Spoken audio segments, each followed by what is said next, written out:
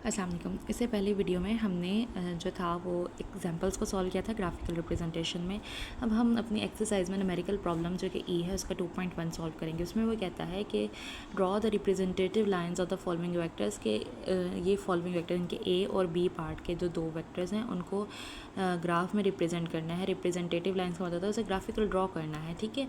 तो सबसे पहले वो कहता है velocity of 400 metre per second making an angle of 60 with x axis. X axis के साथ है, ये भी एक्स एक्सिस के साथ है, तो मतलब हमने इसमें कार्टेशियन कोऑर्डिनेट सिस्टम जो है वो यूज़ करना है। यानी कि इस तरह के शॉर्ट क्वेश्चंस भी आ सकते हैं कि अब अगर आप एक्स एक्सिस और वाई एक्सिस को यूज़ करें तो कौन सा सिस्टम है, तो उसे कहा जाएगा कार्टेशियन कोऑर्डिनेट सिस्टम है। अब चलें जी इसका पार्ट को सॉल्व करते हैं। The velocity of 400 metre per second, तो देखें उसने हमें दिया हुआ है फोर्स वेलोसिटी हमें दी है 400 मीटर पर सेकेंड। इसके लिए अब हमने स्केल सिलेक्शन करनी है। स्केल हम लेंगे किस तरीके से कि हम फ़र्ज़ कर लेते हैं कि 1 सेंटीमीटर जो सा है वो 100 मीटर पर सेकेंड को शो कर रहा है। तो हमें अब 400 के लिए चाहिए, तो 400 मीटर पर सेकेंड के लिए हम उसको डिवाइड कर देंगे 100 पे, तो हमारा जो आंसर आ रहा है वो 4 है। यानी कि अगर हम 4 लेंगे, यानी कि ये दोनों 0 0 से कट गया, ये यूनिट भी कैंसिल हो गया, पीछे बचा 4 सेंटीमीटर की लाइन ड्रॉ करेंगे हम। कितना एंगल उसने हमें दे दिया है, ये सारा रफ में वर्क हो रहा होता है, बस आपने स्केल को यूँ लिखना होता है कि scale is equal to 1 centimetre is equal to 100 metre, 4 centimetre is equal to 400 metre per second. ये जो सा काम है ये आपका नीट है, ये आपका रफ में जाएगा, और ये भी नीट में आएगा कि theta is equal to 60 degree, ठीक है। किसके साथ है, यहाँ पे साथ आपने लिखना भी है विद एक्स एक्सिस है, ये एक्स एक्सिस के साथ है। तो चलें हम क्या करेंगे, हम 2 परपेंडिकुलर लाइंस ड्रॉ करेंगे with the help of a scale, ठीक है। ये आपकी एक्स एक्सिस, ये वाई एक्सिस, ये एक्स नेगेटिव है, ये वाई नेगेटिव है। एक डी की मदद से यहाँ पे पॉइंट लगाएंगे जो कि 60 एंगल पे आएगा, यहाँ से लाइन जाएगी, ये इसका एंगल का एरो हेड यहाँ पे, क्योंकि हम एंटी क्लॉकवाइज जाएंगे कार्टेशियन कोऑर्डिनेट सिस्टम में। ये 1 सेंटीमीटर की लाइन, ये 2 सेंटीमीटर की लाइन, ये 3 की और ये 4 की आपने स्केल से मेजर करके लेना है और इस डायरेक्शन लगाएंगे। तो ये आपका ग्राफ बन गया 4 मीटर पर सेकेंड का, ठीक है, एक्स एक्सिस में। सेकेंड में वो क्या कहता है, पार्ट बी में कहता है a force of 50 Newton, a force of 50 Newton making an angle of 120 with x axis. जब 120 की बात आएगी तो देखें सबसे पहले अब हम बात करते हैं, उसने कहा है 50 न्यूटन है बी पार्ट में, ठीक है। फ़र्ज़ करें कि एक जो हमारे पास 1 सेंटीमीटर है वो 10 न्यूटन को शो कर रहा है, ठीक है। और सो हमारे पास अगर हम इसको 50 को 10 पे रफ में डिवाइड करें तो कितना आ रहा है 5, तो मतलब 5 सेंटीमीटर कितनों को शो करेगा 50 न्यूटन को, ठीक है। ये हमारा स्केल आ गया। एंगल था 120 डिग्री विद एक्स एक्सिस, ठीक है, एक्स एक्सिस के साथ। अब हमने इसके लिए क्या करना है जी, अब हमने इसके लिए क्या करना है, अगेन हमने एक पॉजिटिव लाइन ड्रॉ करनी है और प्लस की लाइन, ओके। जब हम ये 90 का एंगल है, यहाँ पे मज़ीद 30 एंगल को ऐड करेंगे। पहले इसकी लेबलिंग कर लेते हैं, ये वाई, ये एक्स और एक्स डैश और वाई डैश ने ड्रॉ करना है। यहाँ से देखें ये जो एंगल है वो 90 का होता है, ये एंगल भी 90 का है। जब हम डी से लेंगे, यहाँ पे एक डी की शेप की जो डी होती है, यहाँ पर वो एंगल 120 का आएगा। तो यहाँ से हम लाइन ड्रॉ करेंगे जो कि इक्वल होगी 5 सेंटीमीटर के, तो वो शो करेगी 50 न्यूटन की फोर्स को।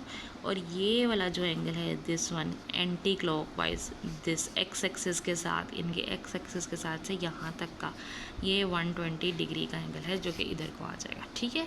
This is your numerical problem related to the graphs. अगर हम अब अगले टॉपिक की बात करें जिसमें हम बात करेंगे वेक्टर एडिशन की, कि वेक्टर्स को जमा कैसे किया जाता है। तो वेक्टर्स को जमा करने का जो एक रूल है वो है हेड टू टेल रूल, ठीक है। अब हेड टू टेल रूल है क्या और हमें इस रूल की ज़रूरत क्यों है, क्योंकि देखें स्केलर्स को तो हम जैसे अगर 3 + 4 + 5 कर लें तो हमारे पास आंसर आ जाता है 12, हम आराम से इसको जमा कर सकते हैं। लेकिन अगर डायरेक्शंस की बात आ जाए तो हम इसको सॉल्व नहीं कर सकते। इसके लिए हमें क्या करना पड़ता है, हेड टू टेल रूल लगाना पड़ता है। फ़र्ज़ करें हमारे पास 2 वेक्टर्स हैं ए और बी। एक ए वेक्टर यूँ है और बी उसकी जो है वो मैग्नीट्यूड जो है वो फ़र्ज़ कर लें 5 सेंटीमीटर है। बी वेक्टर है, उसकी जो मैग्नीट्यूड है वो है 10 सेंटीमीटर है। अब हमें इनको जमा करके जवाब बताना है। तो 15 आप कर सकते हैं, लेकिन डायरेक्शन कैसे आएगी? मैग्नीट्यूड तो जमा हो जाएगी, डायरेक्शन कहाँ से पता लगेगी? उसके लिए हम क्या करते हैं, पहला वेक्टर ड्रॉ करते हैं जिस डायरेक्शन में उसने जितने एंगल पे दिया हुआ है, ठीक है।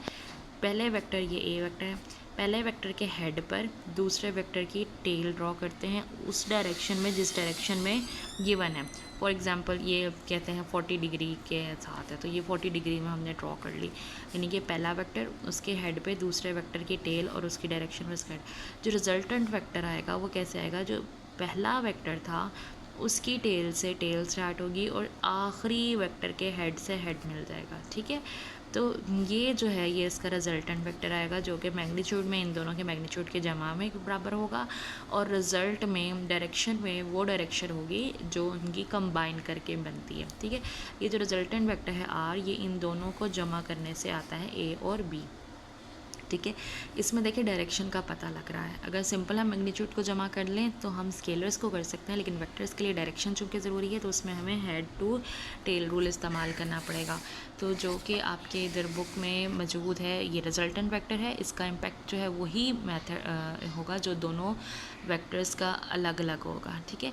अब ग्राफिकली रिप्रेजेंटेशन में हमने उसको हेड टू टेल रूल के साथ ड्रॉ करना है। कैसे, अभी देखते हैं। ये देखें यहाँ पे दो एक्स वाई जो है वो कोऑर्डिनेट सिस्टम है, कार्टेशियन कोऑर्डिनेट सिस्टम।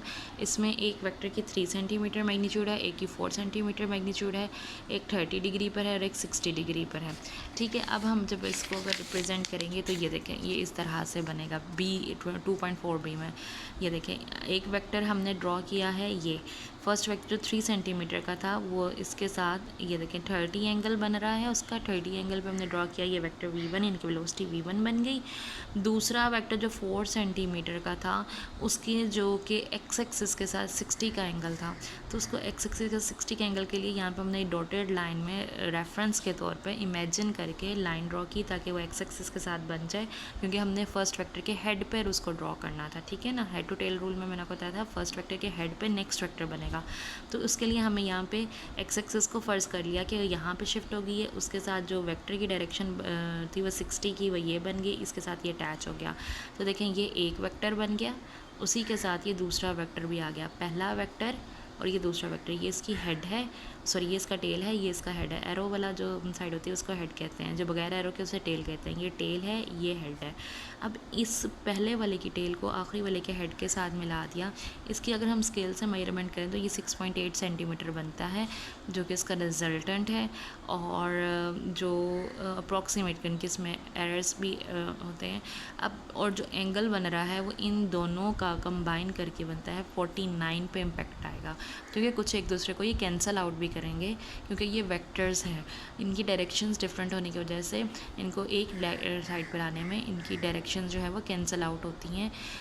इसके इम्पैक्ट को वो कुछ कट करेगा, लेकिन टोटल जो इम्पैक्ट है वो ये बनेगा 6.8 और उसकी एंगल बन जाएगा 49, ठीक है। अब अगर हम हेड टू टेल रूल की डेफिनेशन को पढ़ते हैं, जो कि ये येलो बाउंड्री में दी गई है, to add a number of vectors redraw their representative lines, कि उनकी लाइंस को जो उसको जाहिर करती हैं उनको हमने दोबारा से ड्रॉ करना होता है, किस पर, एक ग्राफ में। Such that the head of the one line coincide with the tail, कि पहले लाइन का जो हेड है वो कोइंसाइड करे उसके टेल के साथ। With the other, the resultant vector is given by a single vector which is directed from the tail of the first vector, जो कि जो फर्स्ट वेक्टर की टेल से जाएगा लास्ट वेक्टर के हेड की तरफ, जो मैंने आपसे बात की थी, ठीक है। आई होप कि आपको ये क्लियर हो गया होगा। और इसका जो शॉर्ट क्वेश्चंस था जो आपकी एक्सरसाइज से रिलेटेड है, हम उसके भी बारे में बात कर लेते हैं। पिछले वीडियो में हमने बात की थी how a vector can be represented graphically explain. ये आपका कम्प्रीहेंसिव क्वेश्चन है जो कि लास्ट 3 वीडियोस को मिलाकर कंप्लीट हो जाएगा। एंड द शॉर्ट क्वेश्चन की बात करें, स्टेट हेड, ये उसका बी पार्ट है, state head to tail rule for addition of the vectors, vectors को ऐड करने के लिए जो हेड टू टेल रूल है उसको बता दें। तो ये उसकी डेफिनेशन जो भी येलो बाउंड्री में थी, ठीक है।